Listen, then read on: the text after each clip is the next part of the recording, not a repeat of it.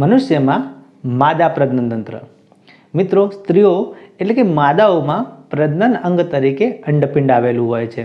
આ અંડપિંડ એ માદાનો મુખ્ય પ્રજનન અંગ છે.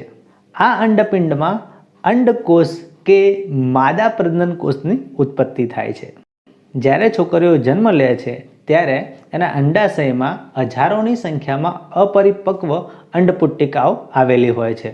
જ્યારે તે યૌનારંભ અવસ્થામાં પહોંચે છે એટલે કે પ્યુબર્ટી અવસ્થામાં પહોંચે છે ત્યારે આ અંડકોષો પરિપક્વ બને છે અને દર મહિને 2 પૈકી કોઈ એક અંડપિંડમાંથી અંડકોષ પરિપક્વ થાય છે. અંડપિંડમાંથી ઉત્પન્ન થયેલો અંડકોષ એ અંડવાહિનીનો જે પતલો ભાગ હોય છે જે ફેલોપિયન નલિકા તરીકે ઓળખાય છે ત્યાં આવે છે. આ જે ભાગ છે ત્યાં શુક્રકોષ દ્વારા એનું ફલન થાય છે. અહીં 2 અંડવાહિનીઓ ભેગી મળીને નાજુક, સ્થિતિસ્થાપક અને નાશપાતી આકારની એક સંરચનાનું નિર્માણ કરે છે જેને ગર્ભાશય કહેવાય છે. ગર્ભાશયની આગળનો ભાગ ગ્રીવા કહેવાય છે અને તે યોનિમાં ખુલે છે.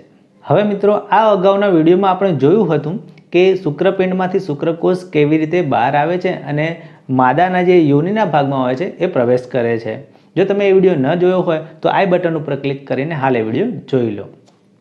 હવે મિત્રો, જે શુક્રકોષ છે એ માદાના યોનિના ભાગમાં આવી ચૂક્યો હોય છે. હવે એ શુક્રકોષ ગર્ભાશયમાં થઈને ફેલોપિયન નલિકામાં પહોંચે છે. ત્યાં એ અંડકોષનું ફલન કરે છે અને ફલિતાંડ કે યુગ્મનજ બનાવે છે. આ સમયગાળા દરમિયાન આ જે અંડપિંડ છે એ કેટલાક અંતઃસ્ત્રાવો પણ ઉત્પન્ન કરે છે. આ અંતઃસ્ત્રાવો જે ગર્ભાશયની દિવાલ હોય છે એને ગર્ભસ્થાપન માટે તૈયાર કરે છે. આ અંતઃસ્ત્રાવોની અસરના લીધે જે ગર્ભાશયની દિવાલ કે અંતર આવરણ છે એ જાડું બને છે. આ અંતર આવરણને એન્ડોમેટ્રિયમ પણ કહેવામાં આવે છે અને આ ભાગમાં પુષ્કળ પ્રમાણમાં રુધિર પૂરું પાડવામાં આવે છે જે આવનારા ગર્ભને પોષણ પૂરું પાડવા માટે ખૂબ જરૂરી છે. હવે જે શુક્રકોષો ફેલોપિયન નલિકામાં પહોંચે છે એના પૈકી કોઈ એક શુક્રકોષ જે અંડકોષ છે એનું ફલન કરે છે અને ફલિતાંડ બનાવે છે.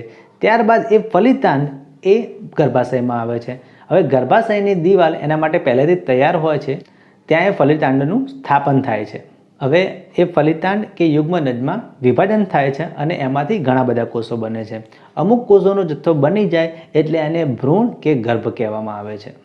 આ ભ્રૂણને માતાના રુધિરમાંથી પોષણ મળી રહે એના માટે એક વિશિષ્ટ સંરચના આવેલી હોય છે જેને જરાયુ કે પ્લાસેન્ટા કહેવામાં આવે છે. આ ડિસ્ક કે રકાબી જેવી સંરચના હોય છે જે ગર્ભાશયની દિવાલમાં આવેલી હોય છે.